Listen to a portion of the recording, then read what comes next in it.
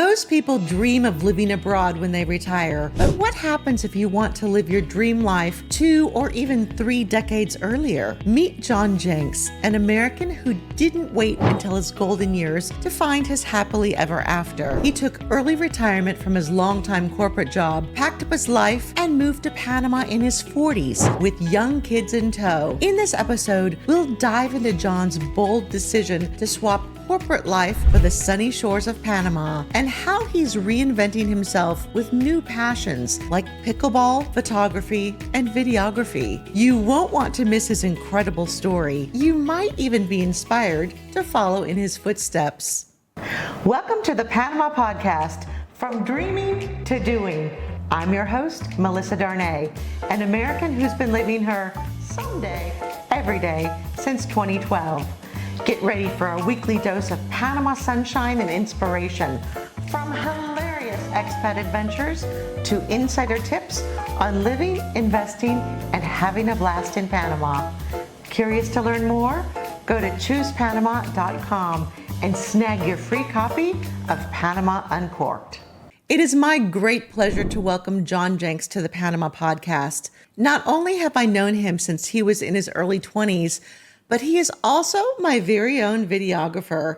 Today we have a stand-in, his daughter Sydney, who's in film school in Los Angeles. John, how does it feel to be on this side of the camera? Well, it's very strange. I'm usually only here before we hit the record button, right? Making sure the lights and all the camera stuff and the sound are all ready to go. So it's going to be interesting.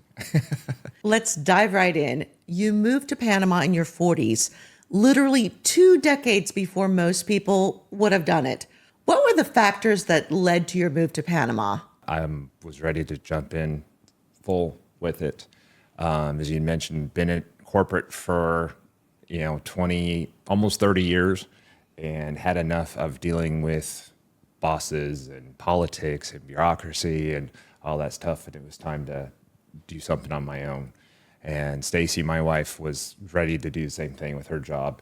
She was getting tired of the changing. She's in sales, and the way their sales structures kept changing and whatnot. So it worked out for both of us at the same time, but ready to make a big change. So a big life decision. And I know that there's a couple things that you went through.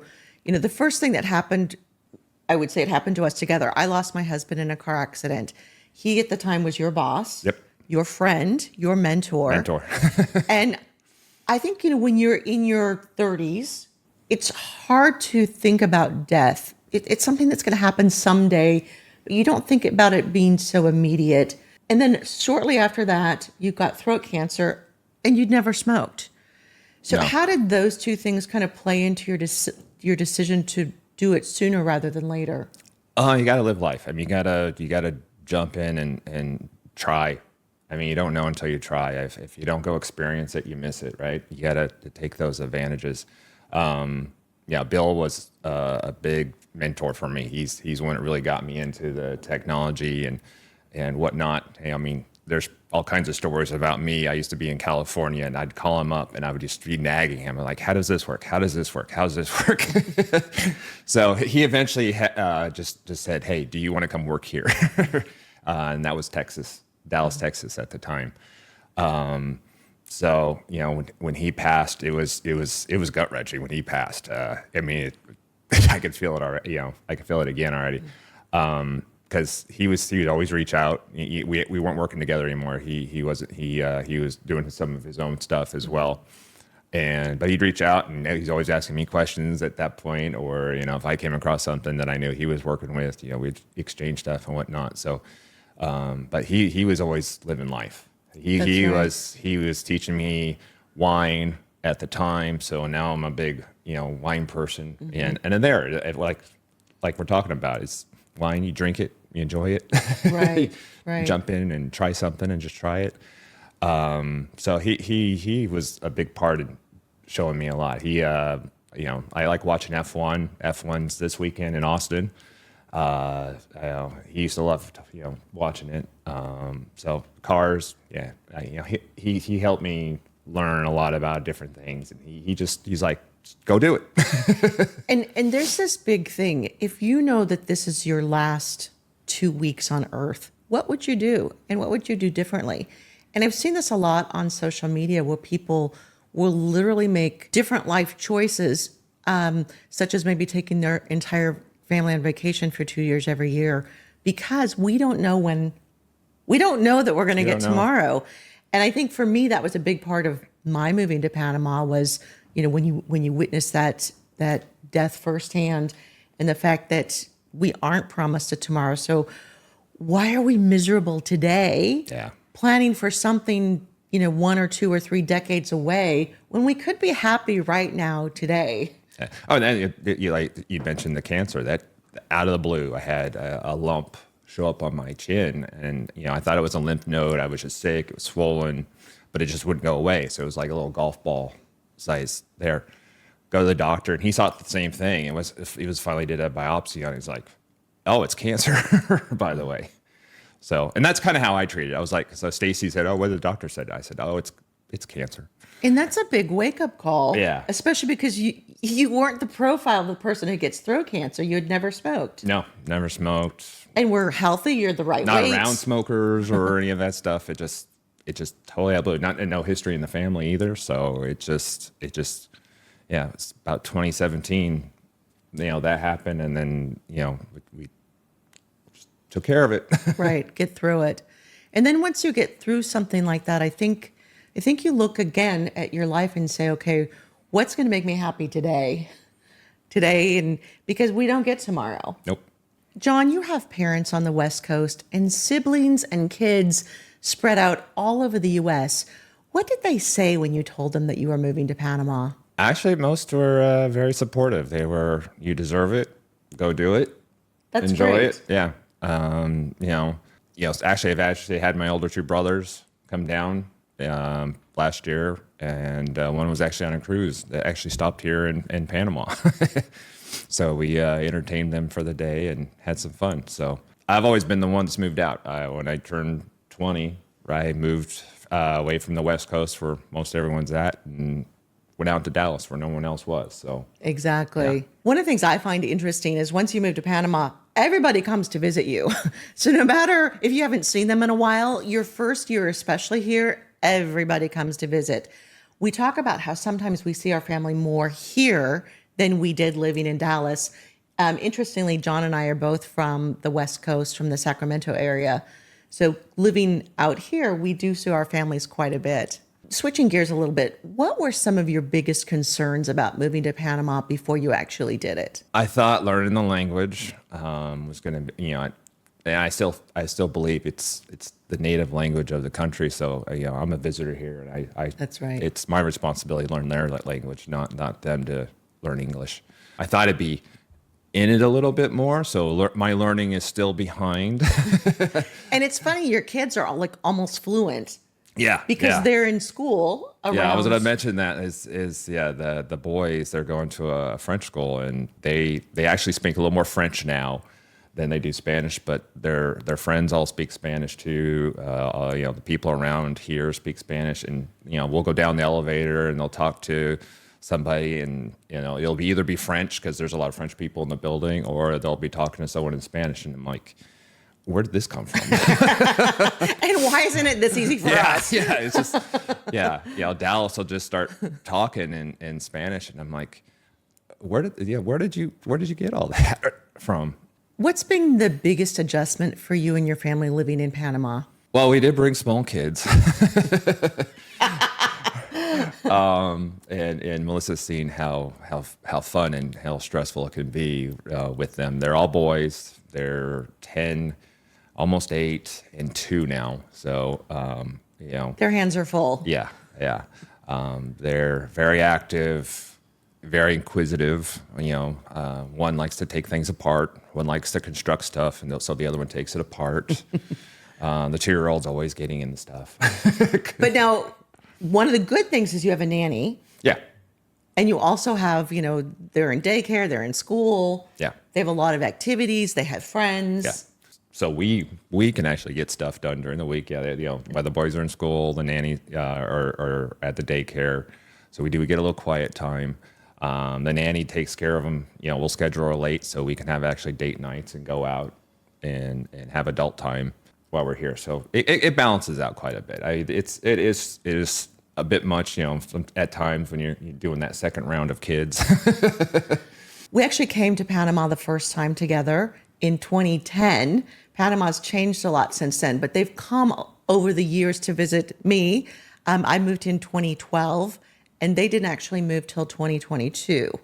So during the course of those 12 years, you got to see Panama a lot. You got to really get to know Panama as you'd come, every year or so. So I think you did know Panama a lot more than I would say most people before they make the move. But how does life now in Panama compare to your expectations before moving? What do you like better than you thought you'd like? And what do you like worse, or what's harder than you thought it would be? Well, everyone's always, it's another country. It's what are their ways of life and whatnot. And talking to you and being around you from what your experiences are, I've learned that it's not that much different than what we actually already had in the U.S. I mean, a little crazy, but that's true. But in many ways, you always hear us talk about how it's a little slower here. You got to be a little patient sometimes because Mañana. It's the priority. So it's like, I'll be there in the morning and it'll be the next day in the morning that they really met. Did I say tomorrow morning? I meant the morning sometime. Yeah. So, and I always like, for me, it's, okay, here's the time, here's where we're going to do this, and whatnot, get it done. But I'll get over that. But learning to drive, you drive like bills, a native now. In a lot of ways, I haven't had to adjust a whole lot. Right. There's always that anxiety of when you first come down and you haven't done it yet for the first time. But, right. After the first month or two and figure out how to pay the cell bill or the gas and whatnot, because it is a little different. They you do a lot through the bank when you do bills, right? You pay your toll tag on the bank website, not the toll tag website, or you can. Yeah, or you can now put it on your credit card. And again, that's changed since I got here. You used to have to go pay it either online or in person. I hated that. Yeah. So now it is like automatically on your credit card. I think one of the good things that happened during COVID is we meaning Panama, got to be a little bit more with this century with paying things online and on the credit card, because before that it really was pay everything in person. So I think you're on the tail end of that. And John's in technology. So John, thinks everything should be automated. And when it's not, I can see a little bit of frustration happening. And I think that's one of the things moving to Panama in your 40s, you're because you're younger, you're more used to technology than somebody who's moving to Panama in their 60s or 70s. Yeah. The only other thing that I've really had to adjust to is cash. There is always having cash. There is always a lot of things are cash. So if having something repaired in the apartment or something, having cash, or we paying the nanny, it's always cash. Mm-hmm. Where in the U.S., I couldn't remember when I would have any kind of cash in my wallet. Everything was literally, someone had an app on their phone where you could take the credit card or something like that. Everything was literally credit card. And it's funny, I was just having this conversation with Airbnb because we manage properties, and they wanted proof of payment on something that we had paid. And it was like, I know it sounds crazy, but we're a cash culture. We don't have Venmo. There are a couple banks that have something similar, but everyone has to bank with that bank. Yeah. So you just get used to, when you live here, everything is cash. So if you have the plumber come, you pay him cash. If you have name your vendor, you pay them cash. Yeah. Now that you don't work for corporate anymore, do you miss the structure of working for a large corporation? No. That was awfully fast. No, don't miss it. Okay, moving on. I enjoy, being my own boss, and you and I still have, you and I both have a little bit of that structure in our past, and I still get that from here. Doing things for the different businesses there's some tech stuff that I've been introducing and we've been doing. So, I still get my fixes. What advice would you give someone considering early retirement and moving to a foreign country, whether it's Panama or somewhere else? Having your finances in order, for this. Just doing your homework on what things are going to cost, where you're going to be, what lifestyle you expect when you get here and whatnot. Having that, having your finances all in order for that stuff. If you plan on working, which is very possible while you're here, you don't have to. We don't have to get a Panamanian type job. You can work remotely. So if your job, you're already doing that now, and they're okay with you being in Panama, because it's a lot less stress down here. I feel more free to do what I want, my own schedule, that kind of thing. One of the things I have planned for a future podcast is to talk about different ways you can make money. And of course, one of them is going to be to work for one of the multinationals. There's over 120 multinationals in Panama.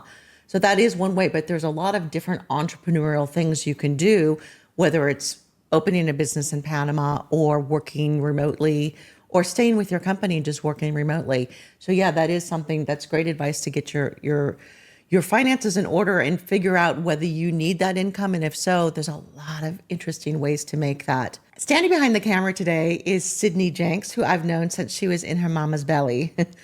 So how has Sydney's journey through film school in Los Angeles influenced your interest in photography and videography? Well, I had a little bit of photography interest back in the day, but they, got busy doing Life, raising kids and whatnot. But it's been fun. It's given us a lot to talk about, because it's right up her alley and what she's doing. So we get to. I always, anytime we have a challenge here on the set and we're trying to solve it, she's the first person I call to say, hey, what do I do with this reflection back here on the glass? Or, Yeah, so behind us, this is not a screen. This is actual Panama. This is the view from my apartment. And the sun, you'll see it changing because as the sun moves and gets brighter, we get darker. And then it gets darker, we get brighter. Yeah. So he was calling Sydney and he was saying, Sydney, what should I do? We're having trouble. And she said, well, don't film against a reflective background. And we're like, well, that's not a choice. That's not an option. We want to show the view. We're trying to sell Panama. We want to let people see this. So sometimes you have to pick and choose and say, okay, we're not going to look so great sometimes, but behind us, it looks amazing. Yeah. So it's always awesome that, this is her thing, and and now I've been able to pick it up. It's not necessarily a hobby. It's we're doing this almost daily now, weekly. That's working right. through this stuff. That's right. And so it's been fun. I send her pictures to make sure she gets jealous because I have all these toys and she has to check them out from the school. And we're hoping one day when Sydney graduates from film school that she'll come be with us full time. Yeah, that'd be awesome. John, what are some of the other new things that you've started doing or learning since you've moved to Panama? Well, just recently, we talked about how Bill had introduced me into wine. And during that cancer stint, I had some chance to do some reading because I was not very mobile. So I started learning how to make wine. So I actually, once I had my strength back, I actually made wine there at the end of my little cancer stint. And recently, I've been starting to look into coffee. Oh. So I've never been a coffee drinker. I've always had espressos here and there and whatnot, but I've been researching coffee and finding that the coffee environment's very similar to the wine. Mm-hmm. You have how it's grown, how it's processed, terroir. How it's roasted, and then wine same way. The terroir, how where the wine's grown. How long it's been on the vines, so again, how it's grown, how it's crushed, how it's fermented, right? And then how when you put it in the barrel, how long you put it in the barrel for fermentation, for aging. There's a lot of very similar things. So lately, coffee has been my little thing. I actually just got a brand new coffee machine that does pour over. So I'm learning about pour over coffee. And Panama has some of the best coffee in the world. If you haven't tried Panama coffee, that's really a reason to get on a plane and come here. It wins awards year after year after year. And that was one of the things. I kept hearing about the coffee. Actually, Sydney, one of her teachers, made a request on one of her visits coming down, said, hey, can you grab me some of that Panamanian geisha coffee? That keeps winning everything. Yeah. In your free time, I know that you've started playing pickleball. How did you get into that? It's hard to not run into any of the owners around here that don't play pickleball. So I show up, they see me, I'm tall, so athletic, and they're like, "Hey, you want to come play pickleball and be on my team?" I know pickleball really took the world by storm in a really short period of time. There's no limitations on age and skill set. I mean, I play. I mean, a lot of them are older than I because they are the retired crowd that are living around here. But there's also a lot of friends that come in that play. But we play. One lady, I think she's 80 something, and she gets to serve in every time, and whatnot. And she's there and she plays, and we all have fun. And that's great. There's quite a few different pickleball courts near here within maybe a 5-minute drive. Yeah. Before we go any further into John's adventure-packed story, I've got a quick mission for you. If you're loving these stories of expats living the dream in Panama, hit that subscribe button like you're smashing a pickleball serve. And don't forget to give this episode a thumbs up. Think of it as a digital high five for sharing insider tips you won't find anywhere else. Now, back to our regularly scheduled Panama info. Other than pickleball, how do you and your family spend your weekends in Panama? Well, we just are rounding up bikes for the boys so they can learn to ride bikes. There's a lot of trails A nearby. lot of bike trails. I used to mountain bike a lot, so I plan on, once my bike gets here, to go do that and get the boys' skills up so they can go do mountain biking with me. We go down to the beach, which is a walk away. Yeah, a 2-minute walk. Yeah, the boys love going down there because there's rocks and we find all kinds of little animals, crawling around the rocks. When there's a storm, it's fun to go down there after a storm or high tide like last night. And there's all kinds of stuff that rolls up onto the beach. That's left. Yeah, and now we're not talking. There is some trash, but there's a lot of. I've gotten a lot of plants from okay. stuff rolling up on the beach, and whatnot. So it's interesting after a high tide. And I know you're doing a lot of, speaking of plants, you do a lot of plant-related things on your balcony. So you have, I don't know, how many plants do you have? 50, 100? I'm trying. One of the best things about moving here for me was I like to try to grow things. So in Texas, most of the year it's okay and whatnot, but we would get these big freezes. Then it freezes and it kills everything. Yeah. So I had some palm trees that were pretty sturdy palm trees, but I'd have to wrap them in burlap and Christmas lights every winter just to make sure that their cores didn't freeze. Even though I was able to do that for 6 years and they got as tall as me, we had a week-long freeze, and it no matter what I did, it killed them. Yeah.